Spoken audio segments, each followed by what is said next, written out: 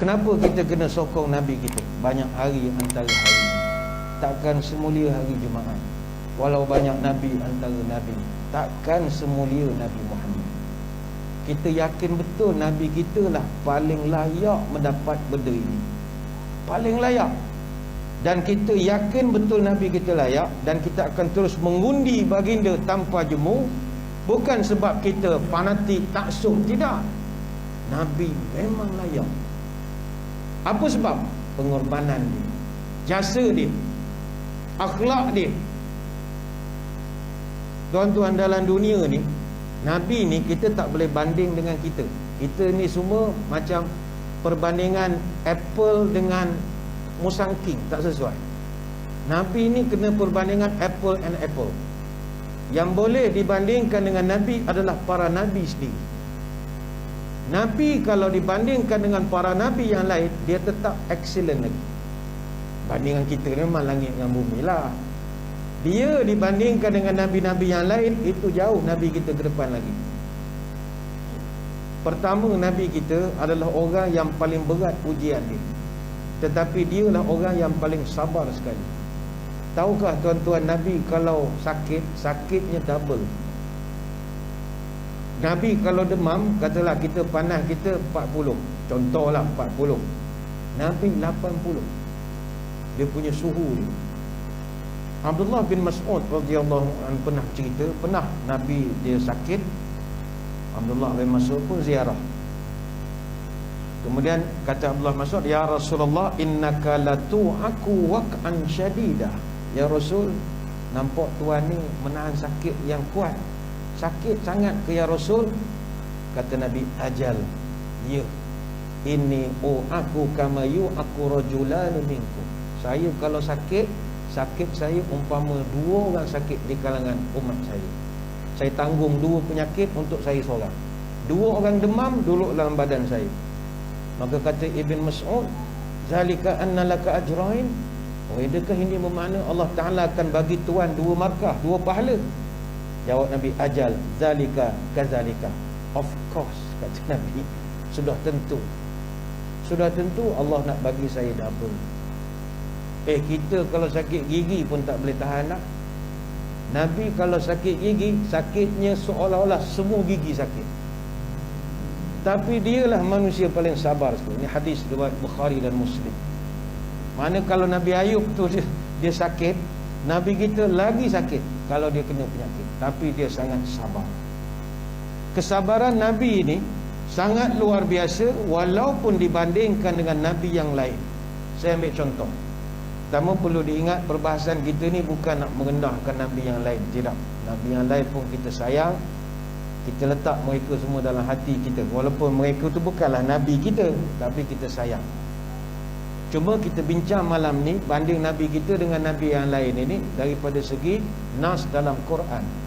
Jelas menunjukkan Nabi kita lebih layak untuk kita berikan sokongan untuk nak membalas jasa dia. Pertama, kita bandingkan dengan salah seorang Nabi yang juga dicalonkan, dan saya ingat Nabi ini winnable candidate juga, iaitu Nabi Nuh alaihissalam. Nabi Nuh ni calon boleh menang. Calon boleh menang sebab dia punya track record luar biasa. Dia berdakwah 950 tahun. Tidak ada Nabi yang menyamai rekod dia. Kita mengajar kelas takmir 3 bulan pun penat dah rasa, nak berhenti dah rasa. Dia mengajar 950 tahun. Tapi Allah uji dia, umat dia tak dengar cakap dia. Akhirnya dia terpaksa berhijrah, berpindah. Dan dia bawa naik kapal dia. Majoriti yang naik pula bukan manusia, binatang. Punyalah susah ujian dia, berat. Nabi Nuh ujian dia berat. Tapi sebenarnya kalau kita fikirkan balik, patutlah Nabi Nuh bawa binatang naik kapal. Kalau bawa orang pening, tuan-tuan, macam-macam komplain lah. Nak itu, nak ini, makan tak sedap lah, apa susah tu. Kalau bawa binatang, bagi rumput dia senyap ya. Kita hari-hari main internet, tengok perangai manusia. Tuan-tuan ada tak kadang-kadang terfikir, patutlah Nabi Nuh bawa binatang naik kapal. Orang macam-macam, kaki komplain, tak faham baca tajuk. Oh, ramai manusia baca tajuk hidup dia. Patut komplain, patutlah Nabi Nuh bawa binatang dulu. Nabi Nuh diuji oleh Allah, kaum dia derhaka pada dia. Allah rekodkan dalam Quran surah Nuh ayat 26 sampai 27, sampai satu peringkat Nabi Nuh angkat tangan berdoa kepada Allah supaya dihancurkan umatnya. Wa qala Nuhun rabbi la tazar 'alal ardi minal kafirina dayyara. Wahai Tuhan, jangan Engkau biarkan seorang pun orang-orang kafir itu tinggal di atas muka bumi. Sesungguhnya kalau Engkau biarkan mereka hidup, nescaya mereka akan melahirkan zuriat baru yang berbuat maksiat dan juga kafir kepadamu. Surah Nuh ayat 26 sampai 27. Nabi Nuh geram sangat kepada kaum dia. Dia doa kepada Allah, hancurkanlah semua. Setakat tuan-tuan mengenali Nabi SAW, pernah tak Nabi doakan begitu? Setakat tuan-tuan kenal Nabi kita, pernah atau tidak Nabi mendoakan orang itu dimatikan sampai anak cucu dia tak payah hidup je lah, ya Allah? Nabi kita tak pernah begitu. Sabarnya luar biasa sekali. Cerita yang paling masyhur, ketika Nabi sebelum hijrah, 3 tahun sebelum hijrah, Nabi telah menukar strategi dakwahnya pergi ke Taif. Bila Nabi pergi ke Taif, Nabi bawa Zaid bin Harithah radhiyallahu anhu. Kenapa Nabi memilih Taif? Taif ni kampung moyang dia.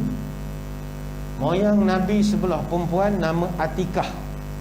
Atikah ni isteri kepada Hashim bin Abdul Manaf. Nabi kita salah silahnya Muhammad bin Abdullah bin Abdul Muttalib bin Hashim bin Manaf. Hashim bin Manaf itu isterinya nama Atikah. Atikah itu kampungnya di Taif. Artinya Taif adalah kampung moyang Nabi. By right dia berhak untuk balik ke kampung moyang dia. Peringkat awal pengurusi JKK, belia, Pak B semua dah setuju buat program. Kita atur elok-elok, panggil orang kampung, buat briefing apa itu Islam. Adalah agak buat makan sikit, entah apa makanan masa itu.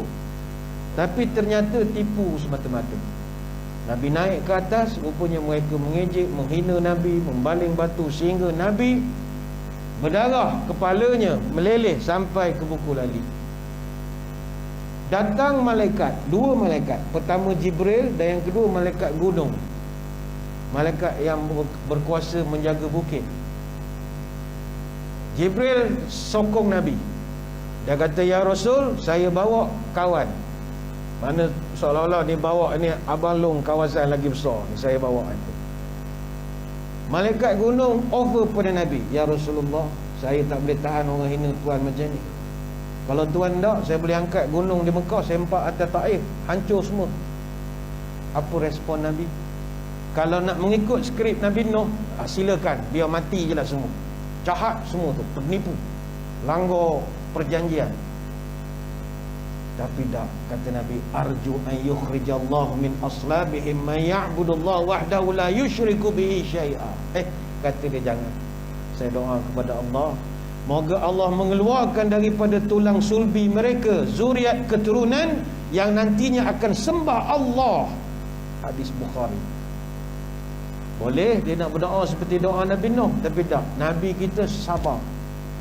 Dia berjuang dalam keadaan sabar. Akhirnya tahun 630 Masihi, Bani Thaqif yang merupakan majoriti penduduk di Taif datang jumpa Nabi dan peluk Islam beramai-ramai. Sabar sangat Nabi kita. Takkanlah orang macam ni tuan-tuan tak nak undi. Undilah. Doakan dia dapat maqam mahmudah. Ketika dia turun daripada bukit Taif, Nabi menangis. Menangis mengenangkan, mana lagi aku nak bawa Islam ini.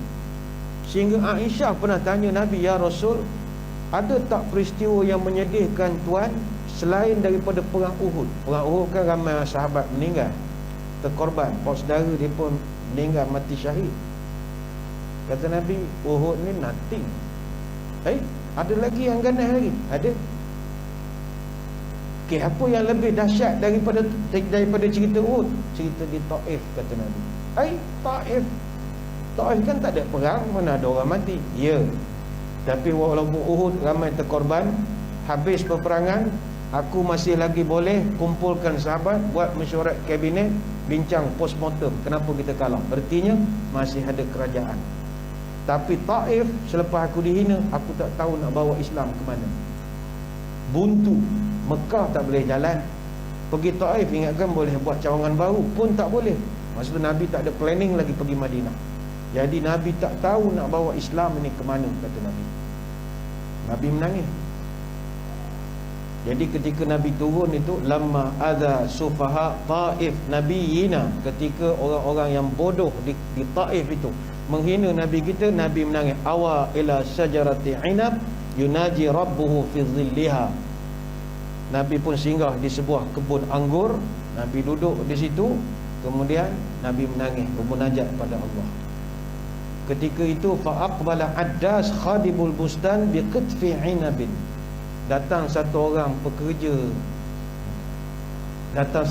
pekerja di kebun anggur itu, nampak Nabi dan juga Zaid sedang menangis berhad. Apakah agak berlaku kepada mereka? Yang ni saya akan ceritakan kemudian, kerana ingat kita beri dulu laluan kepada azan isyak. Sebab kalau kita langgar azan isyak, kita terlepas satu doa untuk Nabi pada malam ni. Mana hilang undi, rugi mana-mana. Jadi kita silakan Bilal untuk mengumandangkan azan, dan tuan-tuan kena doa bersungguh-sungguh lepas azan supaya Nabi kita dapat maqam mahmudah. Kita berhenti seketika, kembali selepas ini.